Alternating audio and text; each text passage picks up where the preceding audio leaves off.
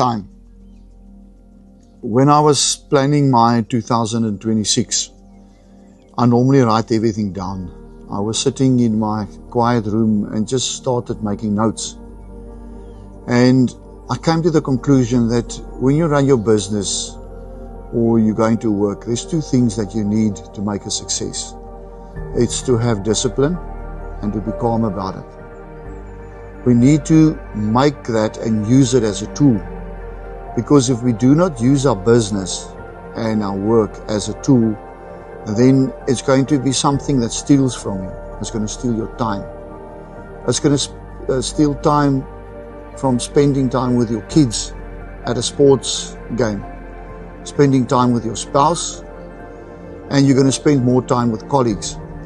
I wonder how many marriages were broken because of people spending too much time at work, neglecting their spouses, a breakdown in their relationship, and actually driving them into the arms of someone else. So if your work and your business is not a tool, you need to recalculate what it's going to cost you, because it's one thing that can never be rewinded. It's one thing that can never be bought. When we go into the Word, I normally look at Solomon, and the Afrikaans just makes more sense, where he said, alles is 'n gejaag na wind. Meaning, Solomon was at a ripe age when he wrote the book. He had so many wives, he owned so many things, he had all the wisdom, and yet again he wrote, alles is 'n gejaag na wind, all is for nothing. And thinking and pondering on that, I think he would have changed certain things. So we as Christians out there should be very careful how we spend our time. Providing is not being a good parent.